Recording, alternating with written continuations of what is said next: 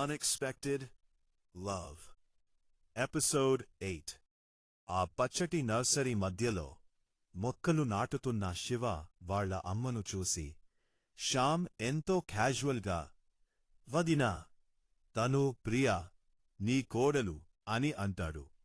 ఆ మాట వినగానే అక్కడ ఉన్న వాళ్లందరూ ఒక్కసారిగా షాక్ అవుతారు.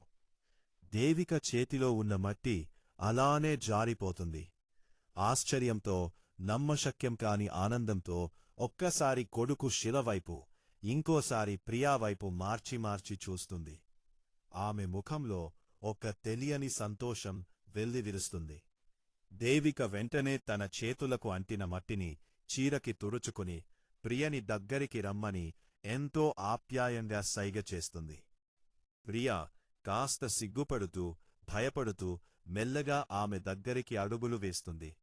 దేవిక ప్రేమగా ప్రియ భుజాలు పట్టుకుని ఆమె ముఖాన్ని ఎంతో మురిపంగా చూసి కుందనపు బొమ్మలా ఉన్నావు అమ్మా అని దీవిస్తూ సంతోషంగా తన తల నిమురుతుంది.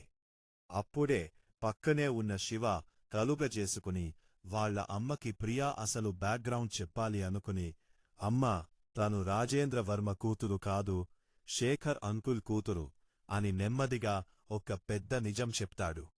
ఆ పేరు వినగానే దేవిక ముఖంలో సంతోషం పోయి ఒక్కసారిగా షాక్ అనిపిస్తుంది. నమ్మలేనట్లుగా ప్రియని మళ్లీ మొదటి నుండి పరీక్షగా చూస్తుంది. ఆమె కళ్లలోకి తీక్షణంగా చూస్తూ గద్గద స్వరంతో నీ కళ్ళు అచ్చం మీ నాన్నలాగే ఉన్నాయి అమ్మా అని కన్నీళ్లు పెట్టుకుంటూ అంటుంది. అది విన్న ప్రియకి ఏమీ అర్థం కాలేదు. తనకసలు తన కన్నతండ్రి ఎవరో కూడా తెలియదు. అలాంటిది శివ వాళ్ల అమ్మ తన నాన్న గురించి చెప్తుంటే ఆశ్చర్యపోయి ఆంటీ మీకు మా నాన్న తెలుసా అని ఎంతో అమాయకంగా ఆతృతగా అడుగుతుంది. దానికి దేవిక కళ్ళు తుడుచుకుంటూ భారంగా హా అమ్మా తెలుసు, చాలా బాగా తెలుసు అని అంటుంది. మరోపక్క ఇదంతా చూస్తున్న రంజిత్కి మైండ్ బ్లాక్ అవుతుంది. వాడికి అక్కడ జరుగుతున్నది ఏమీ అర్థం కావడం లేదు. ఒక పక్క ఈ శివకి మా అండర్ వరల్డ్ సిండికేట్ గురించి అంతా తెలుసు అంటాడు. ఇప్పుడు మా కన్న తండ్రి శేఖర్ గురించి వీళ్ల అమ్మకి కూడా తెలుసు అంటుంది. అసలు వీళ్లకి మాకు ఆ సిండికేట్కి లింక్ ఏంటి అని బుర్ర బద్దలు కొట్టుకుంటాడు. ఇక తట్టుకోలేక పక్కనే ఉన్న శ్యామ్ వైపు ఆశ్చర్యంగా చూసి అంకుల్ అసలు మీకు ఇవి అన్నీ ఎలా తెలుసు, మా కుటుంబానికి మీకు ఉన్న సంబంధం ఏంటి అని ఆక్రోశంగా అడుగుతాడు. శ్యామ్ ఒక పెద్ద నిట్టూర్పు విడిచి రంజిత్ వైపు సీరియస్గా చూస్తూ నీకు తెలియాల్సిన నిజాలు ఇంకా చాలానే ఉన్నాయి బాబో, ఇప్పుడే అన్నీ చెప్తే తట్టుకోలేవు, కాని ఇప్పటికీ ఒక ముఖ్యమైన నిజం చెప్తా విను. మీ పెద్ద నాన్న రాజేంద్రవర్మ ఇంకా మీ నాన్న శేఖర్ ఇద్దరూ అన్నదమ్ములు. వాళ్ళు శివవాళ్ల అమ్మ దేవికకు సొంత అన్నదమ్ములు కాదు, కాని మీ నాన్న శేఖర్ దేవికను తన సొంత చెల్లిలాగే ప్రాణంగా చూసుకునేవాడు. అలాగే దేవిక కూడా శేఖర్ని తన సొంత అన్నకంటే ఎక్కువగా ప్రేమించేది, గౌరవించేది అని వాళ్ల ఫ్యామిలీల మధ్య ఉన్న ఆ బలమైన బంధం గురించి వివరిస్తాడు. ఆ మాట వినగానే రంజిత్ తన గిర్రున తిరుగుతుంది. ఇక్కడికి రాకముందు రంజిత్ తన సిండికేట్ పవర్ గురించి తన బ్యాక్గ్రౌండ్ గురించి ఎంతో గొప్పగా ఊహించుకున్నాడు. పక్కా మా గురించి మా సిండికేట్ సామ్రాజ్యం గురించి తెలిస్తే ఇక్కడున్న వాళ్లంతా భయంతో కళ్ళు తిరిగి పడిపోతారు అని మనసులో ఎంతో కాన్ఫిడెంట్గా అనుకున్నాడు. కాని ఇప్పుడు జరుగుతున్నది చూస్తుంటే సరిపోయింది. వాళ్లకి కళ్ళు తిరగడం ఏమో కాని ఇప్పుడు వీళ్లు చెప్తున్న ఈ సీక్రెట్స్కి నాకే కళ్ళు తిరిగి తలకాయ పగిలిపోయేలా ఉంది అని మనసులో అనుకుని ఆశ్చర్యంగా సైలెంట్ అయిపోతాడు. మరోపక్క దేవిక ఇంకా ప్రియను పట్టుకుని పాత జ్ఞాపకాలు గుర్తు చేసుకుంటూ ఎమోషనల్గా మాట్లాడుతూనే ఉంటుంది. అప్పుడు శివ నెమ్మదిగా వాళ్ళిద్దరి మధ్యలోకి వచ్చి అమ్మా అది అది అని అసలు విషయం ఎలా చెప్పాలా, చెప్తే తను ఎలా రియాక్ట్ అవుతుందో అని తడబడుతూ ఉంటాడు. కొడుకు కంగారు పడటం చూస్తున్న దేవిక ప్రియని వదిలి శివవైపు తిరిగి ఏమైందిరా, ఎందుకు అలా నత్తిగా మాట్లాడుతున్నావు అని అనుమానంగా అడుగుతుంది. ఇక లాభం లేదు అనుకుని శివ ధైర్యం చేసి, అమ్మా, అది షేహర్ అంకుల్ పోయిన తర్వాత ఇప్పుడు ఆ సిండికేట్కి ప్రియనే వారసురాలు. వాళ్ళు ఆమె కోసమే వెతుకుతున్నారు అని అంటాడు. ఆ మాట పూర్తిగా వినకముందే దేవిక భయంతో, లేదు, నా కొడుకు ఆ పాడుబడిన సిండికేట్కి వెళ్లడానికి వీల్లేదు అని గట్టిగా అరుస్తుంది. అది విని శివామె చేతులు పట్టుకుని, అమ్మా, అర్థం చేసుకో, తప్పదు. అయినా ఇప్పుడు ప్రియ వద్దు అనుకున్నా వాళ్ళు వదిలిపెట్టరు. నిన్ననే మామీద అటాక్ జరిగింది అని అసలు నిజం చెప్తాడు. దేవిక మరింత కంగారు పడిపోయి కన్నీళ్లతో, అయితే వద్దురా, వాళ్ళు చాలా ప్రమాదకరమైన వాళ్ళు. మనమంతా ఇండియా విడిచిపెట్టి ఎక్కడికైనా చాలా దూరంగా వెళ్ళిపోదాం, ఇక్కడ వద్దు అని బతిమాలుకుంటుంది. శివ్ దేవికని నెమ్మదిగా తీసుకెళ్లి అక్కడే ఉన్న ఒక సిమెంట్ బెంచ్ మీద కూర్చోబెట్టి ఆమె చేతులు తన చేతుల్లోకి తీసుకుని, అమ్మా, నేను నీకు ముందే ప్రామిస్ చేశాకదా, నా అనుకునే వాళ్ల వైపు కన్నెత్తి చూస్తే మాత్రం వదలను అని. ఇప్పుడు వాళ్ళు ప్రియమీద అటాక్ చేశారు అని శివ్ తన మాట పూర్తి చేయకముందే దేవిక ఏడుస్తూ, వద్దురా, నువ్వు అక్కడికి వెళ్ళొద్దు, వాళ్ళు రాక్షసులు, నిన్ను కూడా అని శివ్ ముఖామి చూస్తూ ఎంతో దీనంగా అంటుంది. శివ్ ఎంతో ప్రేమగా వాళ్ల అమ్మ ముఖాన్ని తన చేతుల్లోకి తీసుకుని కళ్ళు తుడుస్తూ, అమ్మా, నీకు నీ కొడుకు మీద నా బలం మీద నమ్మకముంది కదా అని సూటిగా అడుగుతాడు. దేవిక కన్నీళ్లు కారుస్తూనే చిన్నగా అవునన్నట్లు తల ఊపుతుంది. మరి నన్ను ధైర్యంగా వెళ్ళనివ్వు, ఈ శివ్యేంటో వాళ్లకి చూపించి వస్తాను అని ఎంతో కాన్ఫిడెంట్గా అంటాడు. దేవికకి కొడుకు పట్టుదల తెలుసు, అయినా ఒక తల్లిగా ఏడుస్తూనే ఉంటుంది. శివ్ ఎంతో ఓపికగా ఆమెను దగ్గరకు తీసుకుని ఓదారుస్తాడు. కాసేపటికి దేవిక కాస్త నార్మల్ అయ్యి, కొడుకు ధైర్యం చూసి, సరేరా, వెళ్ళు, కాని చాలా జాగ్రత్తగా ఉండు అని బరువెక్కిన గుండెతో అంగీకరిస్తుంది. వెంటనే శివు, ప్రియ ఇద్దరూ వంగి ఆమె కాళ్లు మొక్కి ఆశీర్వాదం తీసుకుంటారు. ఇంకా అందరూ అక్కడి నుండి తమ ప్రయాణాన్ని స్టార్ట్ చేస్తారు. సిండికేట్ సామ్రాజ్యం ఉన్న హిమాలయాల వైపు వాళ్ల కాన్వాయ్ కదులుతుంది. ఒకే కారులో శివు, ప్రియ, రంజిత్, ఇంకా రంజిత్ తెచ్చిన ఆ ఇద్దరు బాడీగార్డ్స్ బయలుదేరుతారు. ఆ ఇద్దరు బాడీగార్డ్స్ ముందు సీట్లలో కూర్చుంటే వెనుక సీట్లో శివు, రంజిత్ అటూ ఇటూ కూర్చోగా మధ్యలో ప్రియా కూర్చుంది. కొద్ది దూరం ప్రయాణించిన తరువాత అలసట వల్ల ఇటువైపు శివు, అటువైపు రంజిత్ ఇద్దరు ప్రియా భుజాలమీద తల పెట్టుకుని గాఢంగా నిద్రపోతూ ఉంటారు. ప్రియా వాళ్ల ఇద్దరిని చూసి ముసిముసిగా నవ్వుకుంటూ, సరిపోయారు ఇద్దరు, నా భుజాలు దొరికాయి వీళ్లకి అని మనసులో అనుకుంటుంది. ప్రియాకి ఇదంతా ఒక అందమైన కలలా, కొంచెం వింతగా ఉంది. ఎన్ని రోజులు అనాథలా బతికిన తనకు ఒకే రోజు రెండు గొప్ప బంధాలు దొరికాయి. ఒకటి తనకంటూ ఒక రక్తం పంచుకు పుట్టిన తమ్ముడు రంజిత్ అయితే, ఇంకొకటి తనకోసం ప్రాణాలు ఇచ్చేంతగా ప్రేమించే తన భర్త శివ. ఆ ఇద్దరూ ప్రియ కోసం ఎలాంటి కష్టాన్నైనా ఎదిరించడానికి, ప్రాణాలు ఇవ్వడానికి ఆయన, అవసరమైతే ప్రాణాలు తీయడానికి ఆయన సిద్ధంగా ఉన్నవాళ్లే. వాళ్ళిద్దరినీ అలా తను భుజాలపై ప్రశాంతంగా నిద్రపోతుండటం చూడగానే ప్రియ కళ్లలో నుండి ఆనంద భాష్పాలు రాలుతారు. ఇప్పుడు ప్రియ ఆనందానికి, ధైర్యానికి అవధులు లేవు. అలా సాగిన వాళ్ల సుదీర్ఘ ప్రయాణం హిమాలయాల పర్వత శ్రేణుల దగ్గరికి చేరుకుంటుంది. మంచుతో కప్పబడిన ఆ అందమైన భయంకరమైన ప్రదేశానికి రాగానే అందరూ కారు నుండి దిగుతారు. అక్కడి నుండి నడుకుంటూ ఎవరూ గుర్తుపట్టలేని విధంగా ఉన్న ఒక చిన్న పాత చెక్కు ఇంటివైపు వెళ్తారు. ఆ చిన్న చెక్కతో చేసిన ఇంట్లో ఒక బలిష్టమైన కాపలాదారుడు ఉన్నాడు. రంజిత్ ధైర్యంగా ఆ వ్యక్తి దగ్గరికి వెళ్లి సిండికేట్కి సంబంధించిన తన ఐడెంటిటీ కార్డును చూపిస్తాడు. ఆ వ్యక్తి కార్డు చూసి దాన్ని ఒక మెషీన్లో స్కాన్ చేసి తర్వాత శివ, ప్రియలను తదేకంగా చూస్తాడు. రంజిత్ వాళ్లను చూపించి కాస్త అహంకారంగా, తను మా అక్క, సిండికేట్ కాబోయే లీడర్, అండ్ తను మా బావ అని అంటాడు. ఆ కాపలాదారుడు తల ఊపి, సరే, ఎంట్రీ కోసం పేర్లు ఏంటి అని రికార్డ్ బుక్ తీసుకుని అడుగుతాడు. రంజిత్, ప్రియవర్మ అని అంటాడు.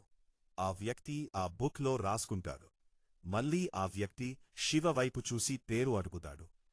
అప్పుడు శివ ఏమాత్రం బెదరకుండా అత్యంత గంభీరంగా శివ శివ శ్రీవాత్సవు అని అంటాడు. శ్రీవాత్సవు అన్న ఆ ఇంటి పేరు వినగానే ఆ బలిష్టమైన కాపలాదారుడి చేతులు ఆకులా వణకడం స్టార్ట్ అవుతాయి. వణుకుతున్న వాడి చేతి నుండి పెన్ కింద పడిపోతుంది. వాడు భయంతో వేగంగా అక్కడి నుండి లేచి లోపలికి వెళ్లి పదిలంగా దాచుకున్న ఒక పురాతనమైన ప్రత్యేకమైన సింబలున్న చిన్న లాకెట్ని తీసుకుని వస్తాడు. పరిగెత్తుకుంటూ శివ దగ్గరికి వచ్చి ఎంతో భక్తితో భయంతో నేలపై మోకాళ్లమీద కూర్చుని, మా మాస్టర్, ఇదిగో మీ లాకెట్ అన్ని వణుకుతున్న చేతులతో ఆ లాకెట్ని శివ చేతికి ఇస్తాడు. ఇది చెప్పుతున్నంతసేపు ఆ కాపలాదారుడు వణికిపోతూ నేలనే చూస్తూ ఉన్నాడు తప్ప కనీసం తలెత్తి శివని డైరెక్ట్గా చూసే ధైర్యం కూడా వాడికి లేకపోయింది. శివ ఎంతో సైలెంట్గా గంభీరంగా వాడి చేతిలో నుండి ఆ లాకెట్ తీసుకుంటాడు. శివ లాకెట్ తీసుకున్నా కూడా ఆ వ్యక్తి భయంతో మోకాళ్లమీదే అలానే ఉన్నాడు. ఎలా అంటే సాక్షాత్తు శివ ఆదేశిస్తే కాని అక్కడి నుండి లేవడు అన్నంత భక్తితో. శివ వణుకుతున్న వ్యక్తిని చూసి అధికారిక స్వరంతో, ఇంకా పైకి లే అని అంటాడు. ఆ వ్యక్తి వెంటనే యంత్రంలా పైకి లేచి మౌనంగా తలదించుకుని నిలబడతాడు. శివ వ్యక్తిని చూసి, మన వాళ్లందరికీ నేను తిరిగి వచ్చినట్టు వెంటనే ఇన్ఫర్మేషన్ ఇవ్వు, అలాగే వాళ్లందరినీ అర్జెంటుగా వర్మ హౌస్కి రమ్మని నా ఆర్డర్గా చెప్పు అని శాసిస్తాడు. ఆ వ్యక్తి వంగి సెల్యూట్ చేసి, అలాగే మాస్టర్ అని చెప్పి వేగంగా అక్కడి నుండి ఆ పనిమీద వెళ్ళిపోతాడు. శివ వెనక్కి తిరిగి ఇంకా షాక్లోనే ఉన్న రంజిత్ వైపు చూసి, పద వెళ్దాం అని అంటాడు. రంజిత్ తేరుకుని భయంగా హా అని తలూపి అక్కడి నుండి వాళ్ల వెంటే వెళ్తాడు. అందరూ మళ్లీ కారులో ఎక్కి ఆ చెక్క ఇంటి వెనుక ఉన్న ఒక పెద్ద చీకటి టనెల్ సొరంగంలోకి ప్రవేశిస్తారు. ఆ టనల్ చాలా పొడవుగా భయంకరంగా ఉంటుంది. ఆ చీకటి సొరంగం నుండి బయటికి రాగానే వాళ్ల కళ్ల ముందు ఒక అద్భుతమైన ఎవరూ ఊహించని ఒక కొత్త అండర్ వరల్డ్ లోకం కనిపిస్తుంది. సిండికేట్ అనేది ప్రపంచ పటంలో ఎక్కడా లేని ఒక అత్యంత సీక్రెట్ ప్లేస్. ఇక్కడ కూడా అంతా సేమ్ మన నార్మల్ వరల్డ్ లాగానే రోడ్లు, భవనాలు, మనుషులు ఉంటారు. కాని దీని వెనుక ఒక పెద్ద చరిత్ర ఉంది. పురాతన కాలంలో రావణాసురుడి భయంకరమైన రాక్షస మూకల దాడుల నుండి సామాన్య ప్రజలను రక్షించడానికి, వాళ్లను దాచి ఉంచడానికి ఒక రహస్య స్థావరం కావాల్సి వచ్చింది. అప్పుడు గొప్ప తపస్సు చేసిన కొందరు ఋషులు కలిసి తమ మంత్రశక్తులతో హిమాలయాల గర్భంలో ఈ చిన్న రహస్య లోకాన్ని సృష్టించారు. అప్పుడు ప్రాణభయంతో చాలామంది సామాన్యులు ఇక్కడికి వలస వచ్చారు. అంతేకాదు, ఆ రాక్షసుల నుండి ఆ ప్రజలను కాపాడటానికి కొందరు ధైర్యవంతులైన వీరులు ముందుకు వస్తారు. ఋషులు ఆ వీరుల త్యాగానికి మెచ్చి రాక్షసులను అంతం చెయ్యడానికి వాళ్లకి కొన్ని అద్భుతమైన అతీంద్రియ శక్తులు ఇస్తారు. ఆ శక్తులు అన్నీ వాళ్ల మెడలో ఉండే ఒక ప్రత్యేకమైన లాకెట్లో నిక్షిప్తం చేసి ఉంటాయి. ఆ శక్తులు పొందిన వీరులు మొత్తం ఒక 18 మంది. కాని కాలక్రమేణా రాక్షస సంహారం పూర్తయిన తర్వాత ఈ 18 మందికి ఒక నాయకుడు అవసరమయ్యాడు. అంతేకాదు, శక్తులు పెరిగే కొద్దీ ఆ 18 మందిలో కొందరికి విపరీతమైన తలపొగరు, అహంకారం కూడా పెరిగాయి. దాన్ని అదుపులో ఉంచాలంటే ఒక బలమైన నాయకుడు ఉండాలని ఆ 18 మందిలో కొందరు బుద్ధిమంతులు అనుకుంటారు. అందుకని ప్రతి సంవత్సరం వాళ్ల మధ్య ఒక ప్రాణాంతకమైన పోటీ పెట్టి ద్వంద్వ యుద్ధం, ఒకరితో ఒకరు పోరాడటం చేసి గెలిచిన వాడిని లీడర్గా ఎన్నుకునే సంప్రదాయాన్ని మొదలుపెడతారు. అలా మొదట అత్యంత బలవంతుడై లీడర్గా ఎన్నికైన వ్యక్తి ఈ సిండికేట్ని కంట్రోల్ చేయడానికి కొన్ని కఠినమైన రూల్స్ రాశాడు.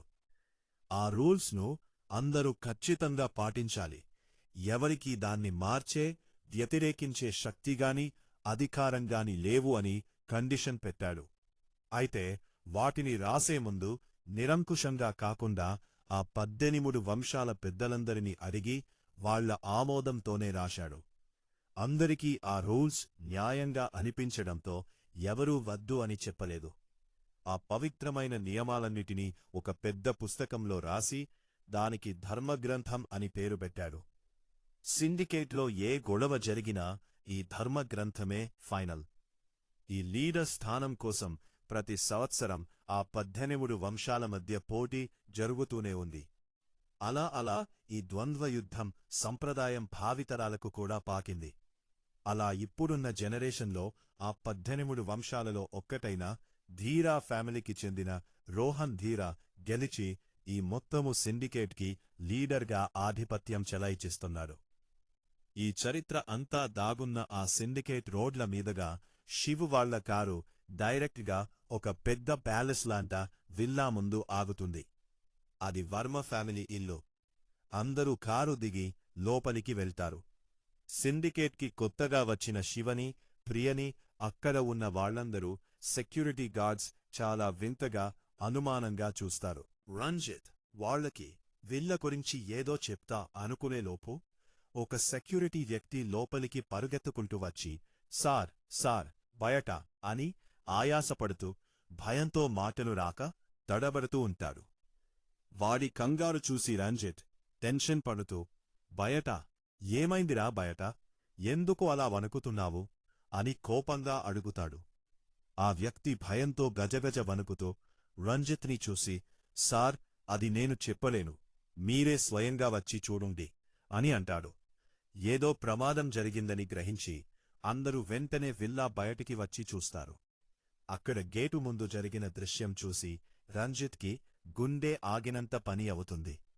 అక్కడ దాదాపు 100 మందికి పైగా కరుడుగట్టిన యోధులు చేతుల్లో భయంకరమైన ఆయుధాలతో ఒక పెద్ద ఆర్మీలా రౌండప్ చేసి నిలబడి ఉన్నారు. వాళ్లందరి ముందు ఒక దృఢమైన వ్యక్తి ఎంతో గంభీరంగా నిలబడి ఉన్నాడు. చూడటానికి ఆ వ్యక్తి ఆ 100 మంది గుంపుకు లీడర్లాగా ఉన్నాడు. ఆ వ్యక్తి వయసు కూడా దాదాపు 50 నుండి 60 ఏళ్లు ఉంటాయి. కాని వాడి ఫిట్నెస్, కండరాలు, ఆ ముఖంలో ఉన్న తేజస్సు చూస్తే ఇంకా 30-40 ఏళ్ల కుర్రాడిలాగే ఎంతో బలంగా ఉన్నాను. రంజిత్ ఆ వ్యక్తిని చూడగానే భయంతో ఒక్క అడుగు వెనక్కి వేసి వణుకుతున్న గొంతుతో విక్రమ్ సార్ అని అంటాడు. అతను సిండికేట్లోనే అత్యంత ప్రమాదకరమైన వ్యక్తి. కాని విక్రమ్ రంజిత్ మాటలను కనీసం పట్టించుకోకుండా వాళ్లని ఒక పురుగులను చూసినట్లు ఇగ్నోర్ చేస్తూ కల్లార్పకుండా కేవలం శివని మాత్రమే ఎంతో ఎమోషనల్గా చూస్తూ ఉన్నాడు. అప్పుడే ఆ నిశ్శబ్దాన్ని బ్రేక్ చేస్తూ శివ మెల్లగా ముందుకు అడుగులేసి పెదవులపై ఒక ఆప్యాయమైన నవ్వుతో ఎలా ఉన్నారు అంకో అని పలకరిస్తాడు. శివ గొంతు వినగానే 100 మందిని శాసించే ఆ కఠినాత్ముడైన విక్రమ్ కళ్లలో నీళ్లు తిరుగుతాయి. ఎంతో ప్రేమతో చెప్పలేనంత బాధతో లిటిల్ మాస్టర్ అని గద్గన స్వరంతో అంటాడు. ఆ మాట వినగానే రంజిత్తో పాటు అక్కడ ఉన్న అందరూ షాక్ అవుతారు. అంతటి భయంకరుడైన విక్రమ్ శివని మాస్టర్ అనడం ఏంటని అందరి బుర్రలు బ్లాక్ అవుతాయి. నిజానికి విక్రమ్ వెనుక ఒక పెద్ద చరిత్ర ఉంది. విక్రమ్ ఈ సిండికేట్లో రూల్స్కి వ్యతిరేకంగా ఎవరికీ భయపడకుండా తనకంటూ ఒక సెపరేట్, పవర్ఫుల్ ఆర్మీని తయారు చేశాడు. అది కూడా ఎప్పుడైతే తన ప్రాణదాత, తన మాస్టర్ శివ వాళ్ల నాన్న దారుణంగా చంపబడ్డాడో అప్పుడు ఈ సిండికేట్ని నాశనం చెయ్యాలన్న కసితో ఈ ఆర్మీని తయారు చేశాడు. ఈ సిండికేట్లో ఉన్న 18 వంశాల వాళ్ళు అందరూ కలిసి వచ్చినా విక్రమ్ని ఎదుర్కోవడం, వారిని ఓడించడం ఎవరివల్లా కాదు. కాని అంతటి విక్రమ్ కూడా ఆ పవిత్రమైన ధర్మగ్రంథం రూల్స్ వల్ల వాళ్ల మాస్టర్ని చంపిన వాళ్లని ఏమీ చెయ్యలేకపోయాడు. ఎందుకంటే ఈ గ్రంథం ప్రకారం ఎవరైనా సరే రాక్షసుల నుండి రక్షించే ఆ 18 రక్షక వంశాల మీద దాడి చేస్తే దానికి మరణశిక్ష కంటే కఠినమైన శిక్ష ఉంటుంది అని రాసి ఉంది. కాని ఆ గ్రంథం రాసిన మొదటి లీడర్ చేసిన ఒకే ఒక్క పొరపాటు ఏంటంటే, ఆ 18 వంశాలలో ఒక వంశం వాళ్ళు ఇంకొక వంశం వారిమీద దాడి చెయ్యకూడదు అని స్పష్టంగా ఎక్కడా రాయలేదు. ఒకవేళ అలా చేస్తే ఎలాంటి శిక్ష పడుతుందో అందులో ప్రస్తావించలేదు. భంగపాడని ఆ చిన్న లూప్ హోల్ని అడ్డం పెట్టుకునే అధికార దాహంతో కొందరు కుట్ర పని విక్రమ్ ప్రాణంగా ఆరాధించే ఆయన మాస్టర్ని అతి దారుణంగా చంపేశారు. అప్పుడు ధర్మగ్రంథంలో శిక్ష లేకపోవడం వల్ల విక్రమ్ వాళ్ళని లీగల్గా ఏమీ చెయ్యలేకపోయాడు. మిగతా వంశాల వాళ్లు కూడా వాళ్ళని చూసి భయపడి ఏమీ అనలేక సైలెంట్గా ఉండిపోయారు. ఎందుకంటే ఆ 18 వంశాలలో కుట్ర చేసిన వాళ్లకి వ్యతిరేకంగా నిలబడింది కేవలం 2 వంశాలు మాత్రమే. మిగతా 16 వంశాల పెద్దలు ఆ కుట్రదారులతో చేతులు కలిపి ఒక్కటైపోయారు. ఇప్పుడు అదే మాస్టర్ కొడుకు శివ తిరిగి రావడంతో విక్రమ్లో పాత కసి మళ్లీ రగులుకుంది.